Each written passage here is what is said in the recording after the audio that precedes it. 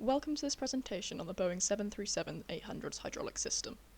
In this presentation, we'll cover description and operation overview, maintenance, redundancy, system indications, and troubleshooting. Before we start, it's important to note that this is just a crash course on the operation of the hydraulic system. Please note that you should always check the applicable AMM whenever you're working on live aircraft.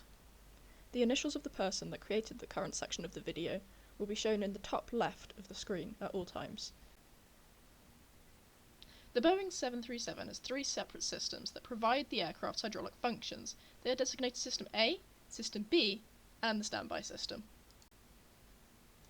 System A provides hydraulic power to the flying controls, the ailerons, the rudder, and the elevator, the landing gear and the landing gear transfer unit, the flight and the ground spoilers, the nose wheel steering, the alternate brakes, autopilot A, and the number 1 thrust reverser. System B provides hydraulic power to many of the same components, with some variation.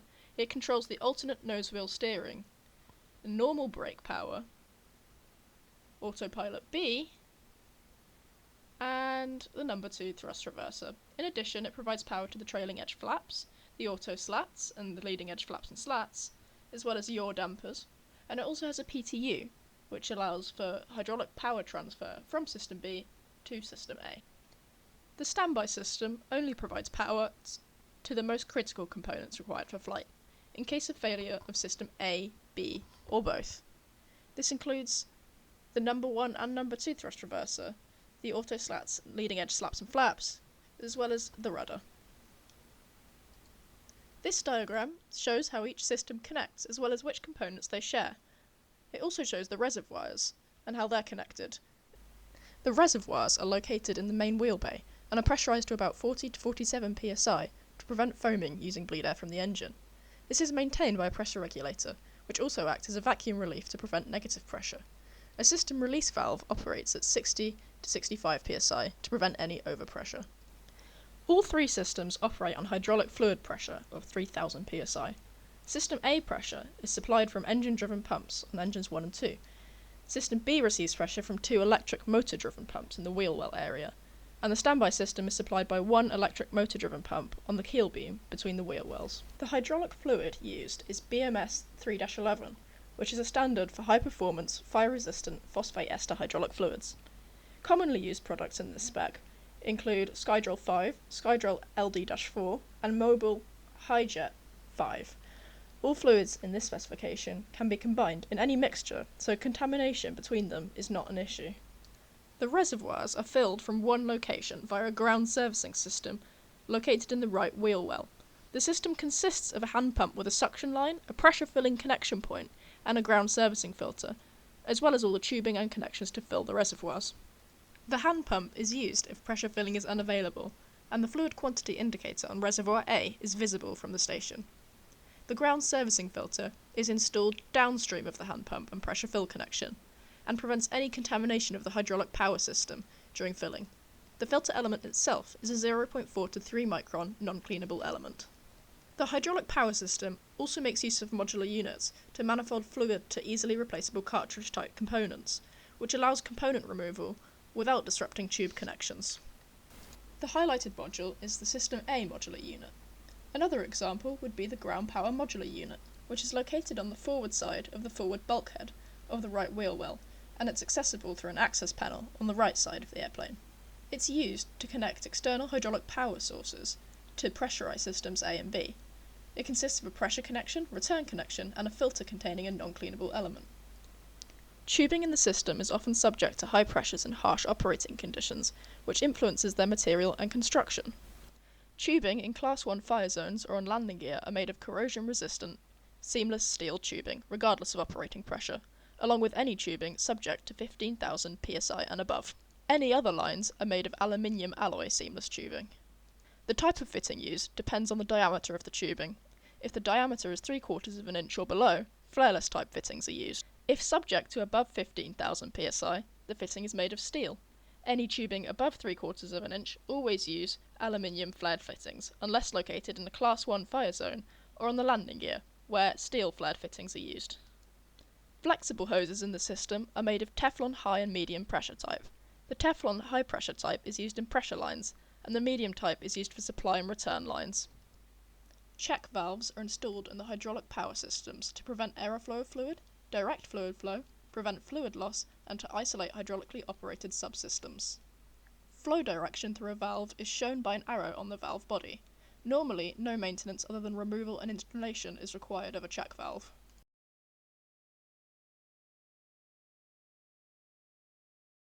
If contamination is found in the system, flushing is required. This should be carried out using BMS 311 hydraulic fluid in reference to maintenance practices. Fire-resistant hydraulic fluids conforming to BMS 311 may cause skin irritation.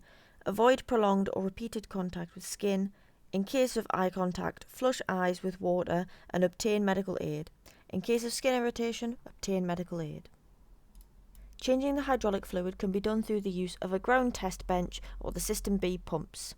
To ensure satisfactory performance, the new fluid should be checked after thorough mixing, preferably done after flight. If fluid is spilled on the aircraft, it should be decontaminated in reference with Chapter 12, Cleaning and Washing. BMS 311 is a Boeing standard which is the equivalent of Skydraw 5 or Hijet 5. Pressurizing System A. Check that all personnel and obstructions are clear of all flight control surfaces and nose landing gear before turning hydraulic power on. Isolate or tag systems not being tested to prevent injury to personnel or damage to the aeroplane. There are 3 methods that can be used to pressurize hydraulic system A: a hydraulic test stand, System B electric motor pumps, or the System A engine driven pumps. When System A is pressurized, it can supply hydraulic power to flight control modules, flaps, slats, ground spoilers, landing gear modules, and inboard brakes. If the maintenance being performed on System A will affect the return side of the hydraulic system, the System A hydraulic reservoir should be depressurized. Pressurizing System A with a hydraulic test stand. Before any work is carried out on the system, check that personnel and obstructions are clear of all flight control surfaces and nose gear before turning on hydraulic power. Isolate or tag systems not being tested to prevent injury to personnel or damage to the aeroplane.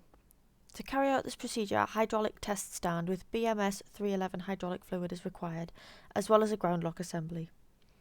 To pressurize the system, first install the ground lock assembly to the nose gear. Open the air conditioning duct access panel on the right side of the aircraft and connect the hydraulic test stand to the hydraulic power module unit. Next, the ground interconnect valve should be opened. If the aircraft is on ground and electrical power is available, check the parking brake is set and position the ground interconnect valve switch, found on the forward overhead panel, to open.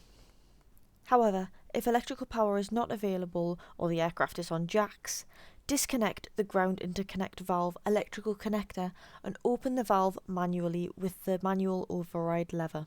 Valve motor burnout may occur if the ground interconnect valve is manually positioned while electrical power is applied to the valve. To prevent this, ensure that the valve electrical connector is disconnected and suitably tagged. Next, operate the hydraulic test stand to pressurize the system until its requirements are met. Close the interconnect valve and disconnect the test stand from the module and install dust caps. Close the access panel and remove ground locks from the nose gear once maintenance is completed. Pressurizing the system with the System B motor-driven pumps. Do not operate System B pumps for more than 2 minutes unless the number 2 tank contains at least 1,675 pounds or 760 kilograms of fuel. If the pumps are operated for more than 2 minutes without fuel in the tank, allow the reservoir to return to ambient temperature before resuming the test. With the System A reservoir not pressurized and the System B pump operating at near maximum, the System A reservoir fluid level may rise faster than the System B reservoir fluid level.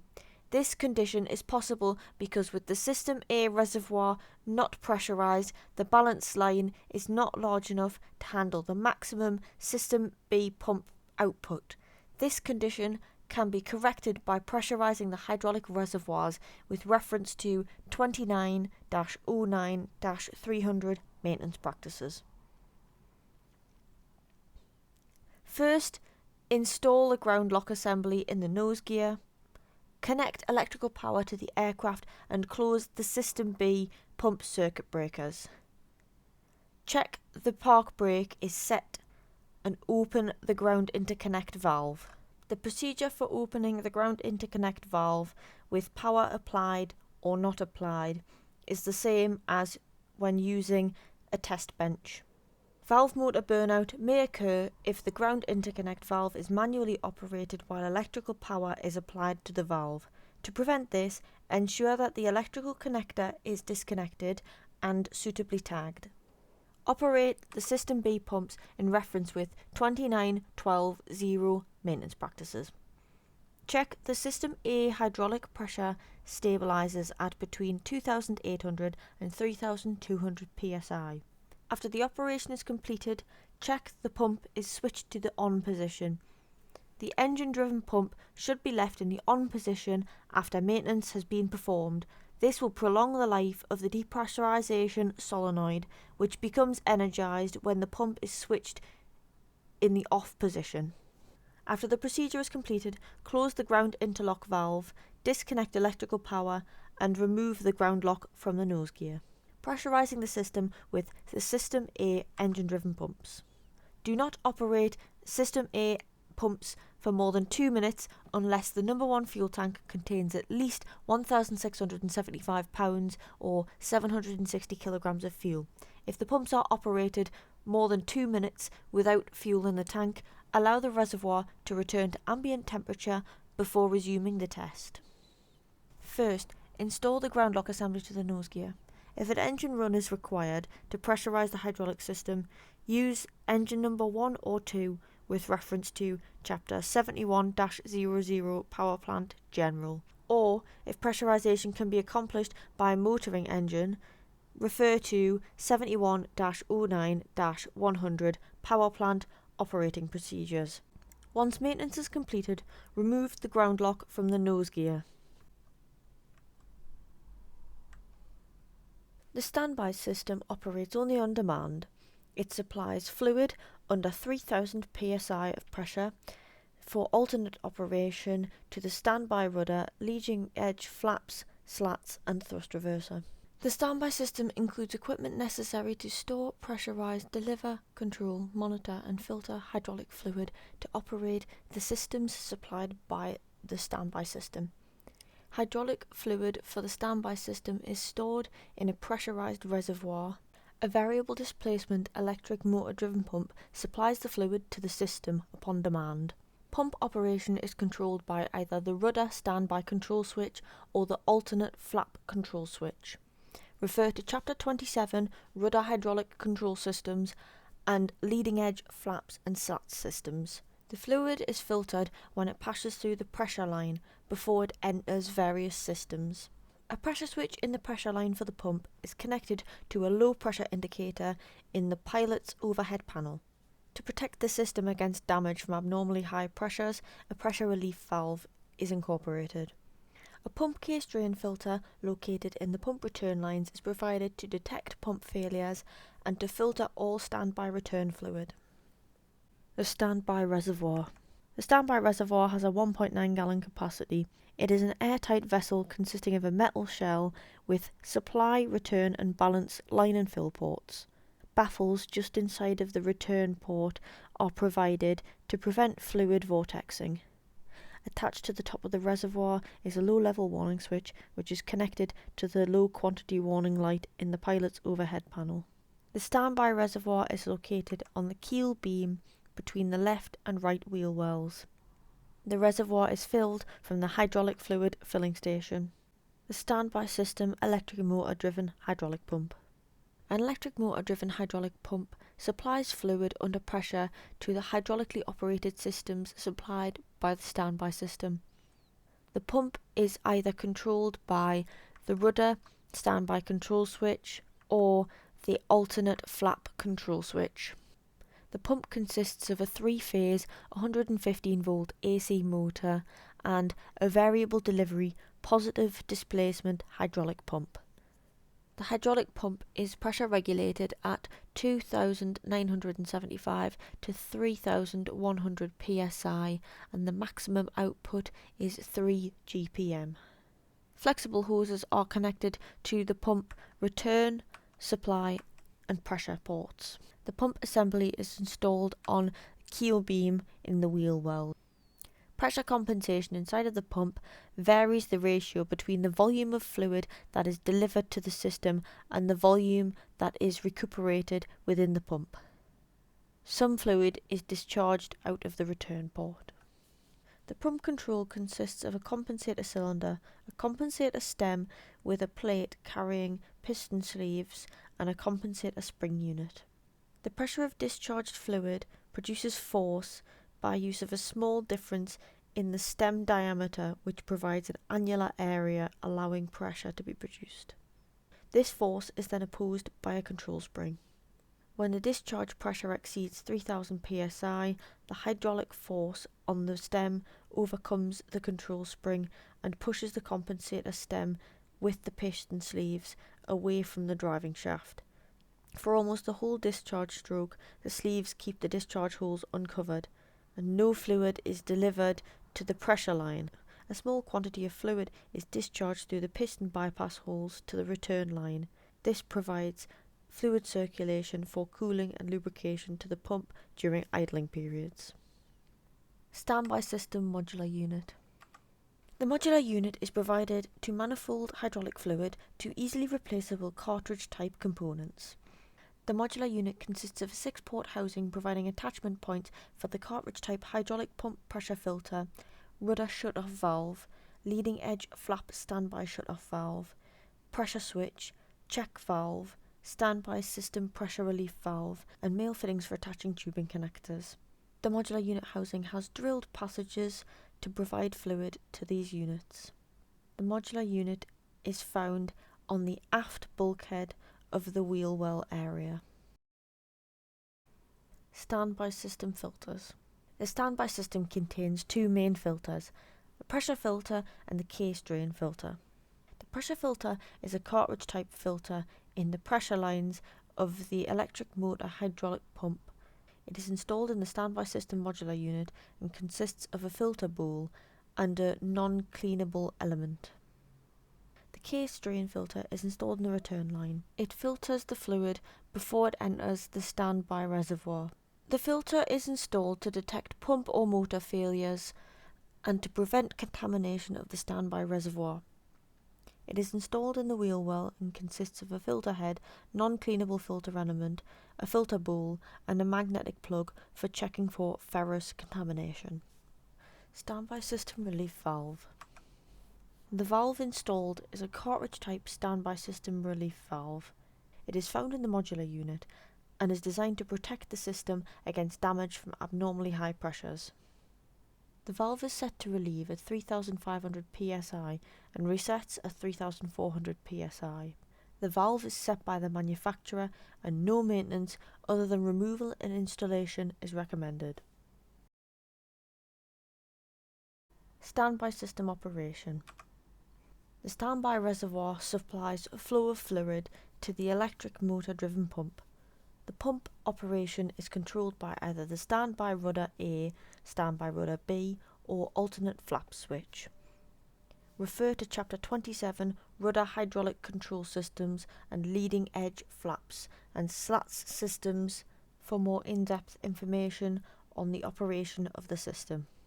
With the pump motor energized, the pump starts at full volume to supply fluid through the pressure filter to the hydraulic systems. As pressure increases to 1200 psi, the pump low pressure switch is actuated, causing the low pressure light on the pilot's overhead panel to go out. As pressure reaches 3000 psi, the pump automatically adjusts output to the need of the system. If the system pressure increases to 3,500 psi, the system pressure relief valve will open to reduce pressure until it hits 3,400 psi, at which point it closes. At low pump demand, the pump automatically adjusts displacement and the case drain flow is directed through a return filter and a check valve to the reservoir. In this presentation, we'll explore how the hydraulic indication system allows pilots and engineers to monitor system pressure, fluid quantity and overheat protection. The hydraulic indication system also allows the overall performance of the aircraft to be continuously monitored to ensure reliable aircraft operation. There are two hydraulic pressure indicating systems that provide remote indication of fluid pressure in the hydraulic power systems A and B. Each hydraulic pressure indicator system consists of a transmitter and an indicator for a remote indication of pressure. The transmitter senses a pressure change and sends corresponding electrical signals to a dual pressure indicator on the first officer's panel. The pressure indicating systems are powered by 28-volt AC from the load control panel. The electrical corresponding signals are then transported to the front pointer and the rear pointer. Once they are energized, due to the pressure change, they are moved to a certain point on the gauge within the cockpit that indicates the pressure to the pilots. The pressure transmitters are mounted on the forward bulkhead in the left and right wheel wells and are connected to the pressure side of the systems A and B by hydraulic connecting lines.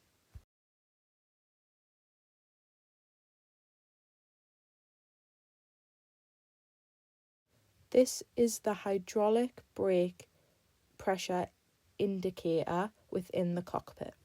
This is the low pressure indicating lights within the cockpit.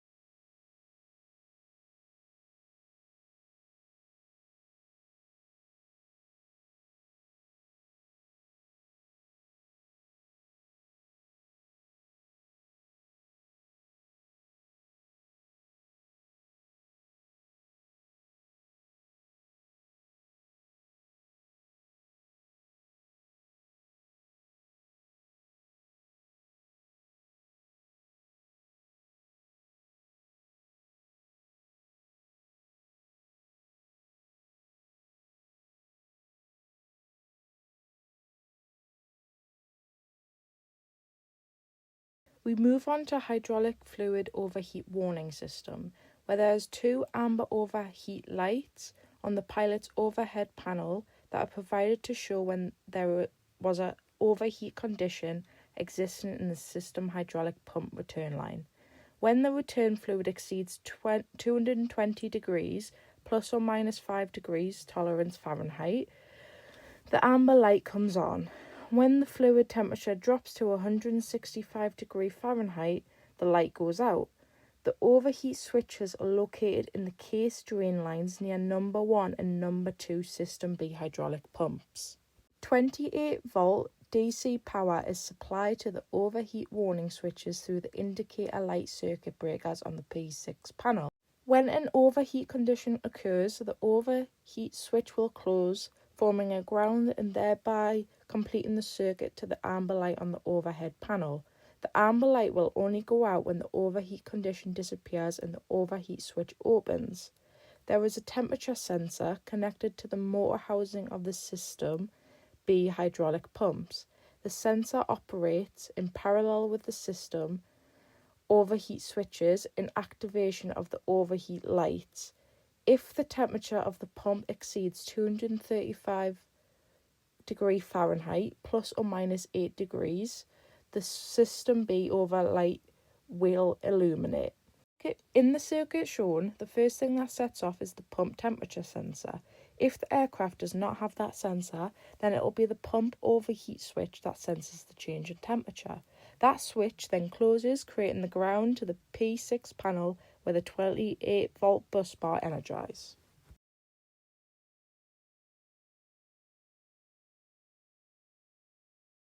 There are 5 independent hydraulic pump low-level pressure warning systems installed, one for each engine-driven hydraulic pump, one for each System B electrical motor, and one for standby pump. System A engine-driven hydraulic pump warning systems are wired through their appropriate engine fire switch.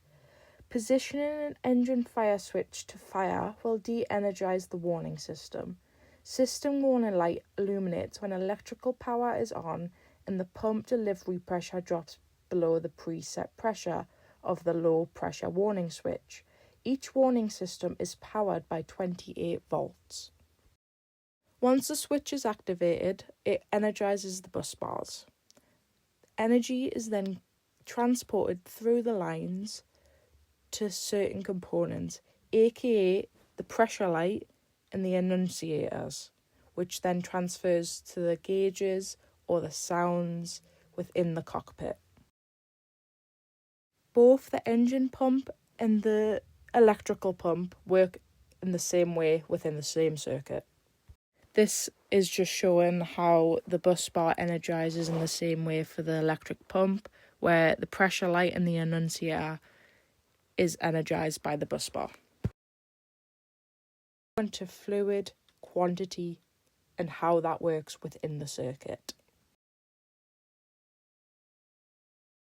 It works similar to the circuits we've talked about.